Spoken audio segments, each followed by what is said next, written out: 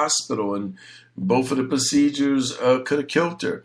And she said to me, she said, "You will be at the operation." I said, "Most certainly."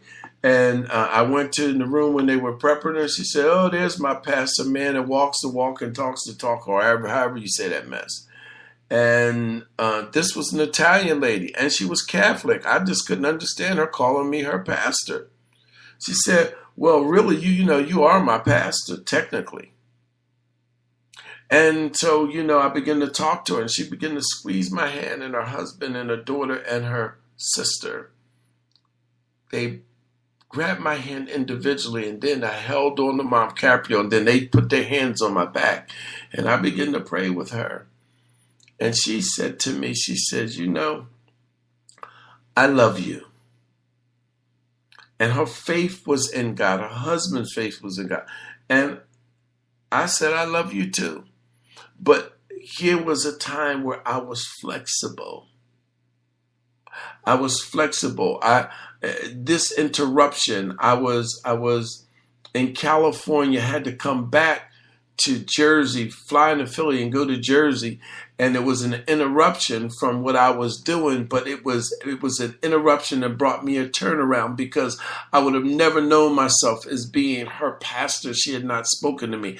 I would have never known how God favored me if I had not just listened. I would have never known how I was going to receive, just from that conversation, fresh water, Oshaba, drenching down from my crown under the Diosai, and that he would be glorified out of that situation. I would have never known that God was not only allowing me to see what the procedure would be, but God was also speaking that it will be well. Oshaba, he gave insight that that she would live through this operation. You understand what I'm saying? To look at your face and be able to say, "I loved you through this. You did good." Oshaba. It was even to the point where this woman had passed on about 2 years afterwards, and she wrote everybody a letter, and I had 2 letters, Oshaba, and her husband called me up. He said, "Reverend, I gotta, I'm just trying to figure this out. Everybody got 1 letter, but you got 2 letters, Oshaba." And see, so there was, even that was another interruption, because she couldn't put everything that she put in the first letter. She had to add more to it. You understand what I'm saying? And that's why we have to be able, every interruption is not of God. Okay? Every interruption is not God. But we have to be able to learn to discern and not obey a disobedient spirit when it is God. When it is God. When it is God. When it is God. And so we go back to the scripture, "God, give us water, drink." But Moses replied, "Why pick a fight with me? Why are you testing Adonai?" However, they grumbled against Moses, "For what did you bring us up from Egypt? To kill us and our children and our livestock with thirst?" Oftentimes, the people that you're walking with don't have, listen, they just seen God. This guy just got a break, and the first thing he's thinking about is something about himself. He can't even remember that God just blessed him 5 minutes ago, and the first thing he wants to come and do is whine and complain. But at the same time, he wants you to respect him, or she wants you to respect them as a woman or a man. And you've seen how they acted under what? Under pressure, but really under deliverance. If God just brings me out of the hospital, let's say I had a sickness came upon me. God delivered me. I got out of hospital, or I was in prison, and I had a Peter experience, or Paul. You understand what I'm saying? Listen, I'm in a situation, and so praise and worship, the Lord moves for me. And the first thing I do is come out and think about what somebody did for me. Now, I think about the things that the devil did. I don't think about the things that God has done. So this is the characteristics of people. And we have to be what? We have to be flexible, because they don't know any better in some cases. And Moses cried out to Adonai, What am I to do with these people? They are ready to stone me. And Adonai answered Moses, go on ahead of the people and bring with you the leaders of Israel, and take your staff in your hand, the one that you used to strike the river, and go. And I will stand. Now listen to this. Verse 6 says, I will stand in front of you there on the rock of Horeb. You are to strike the rock, and water will come out of it so the people can drink. And Moses did this in the sight of the leaders, Israel, and the place was named Massa, testing of Meribah, quarreling, because of the quarreling of the people of Israel, and because they tested Adonai by asking, is Adonai with us or not? See, they'll question everything that you say. You go back and forth. Man, listen, and after a while, it gets to be so much that you just say, you know what? Go ahead and do what you're doing. Now, the hardest thing for them to do is the interruption and frustration turned around. What becomes frustrating is they continually do the opposite of what you tell them to do, and they think they're going to get the same results. Well, no, you got so frustrated with them that you got to turn this thing around and not be frustrated, but you got to pray. I pray that God removes them from my space.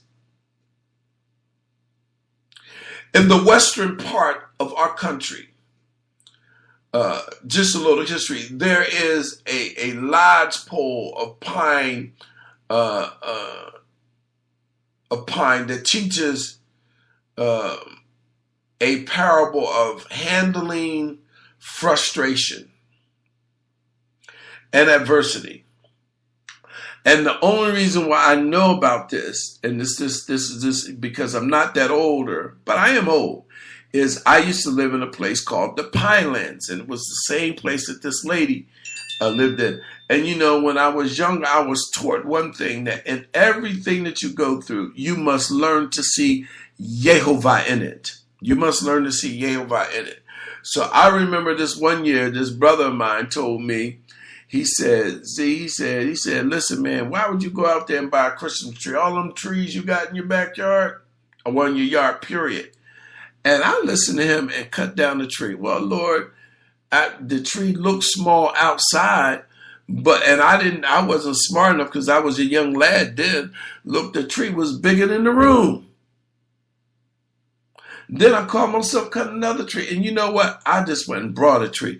I know at that time I was married, I know my wife thought I had lost my mind listening to this guy. And I learned about trees. I remember my pickup truck got stuck in the snow.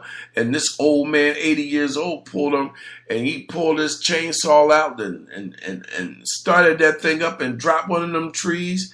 And chopped that wood up and got his axe out of his car. He had to be in his 80s. I was a big young man. Listen, he showed me how to split wood.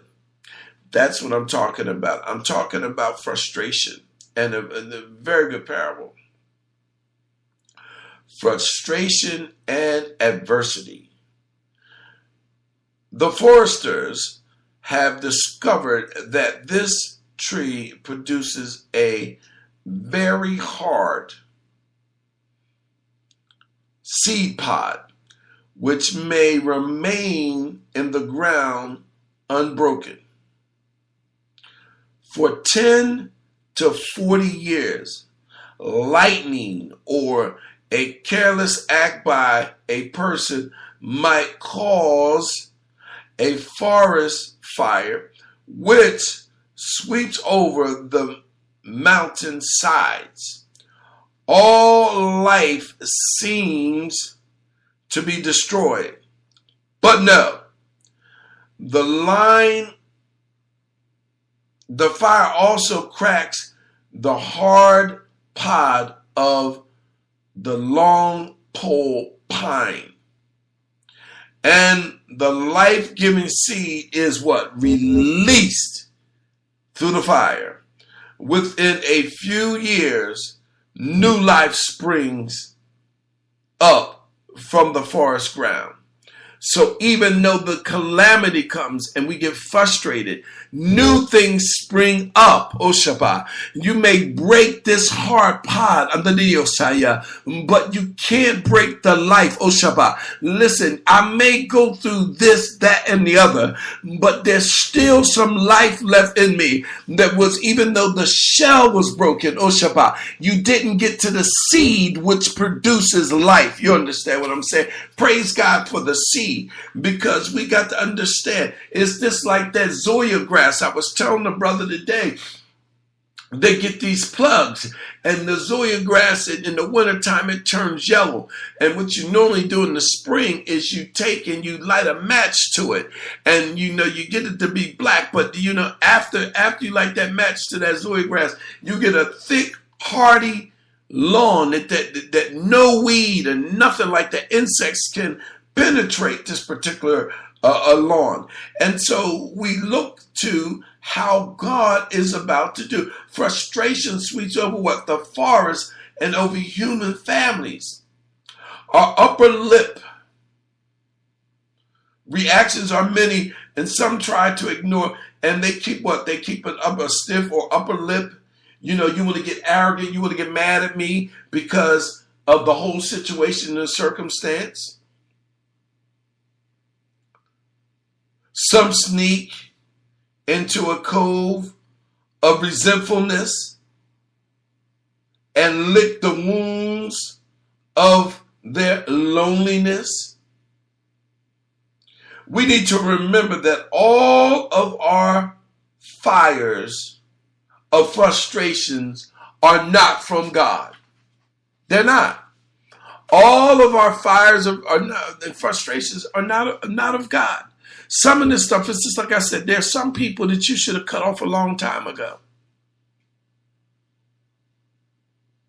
They're not all fire frustrations are not acts of God.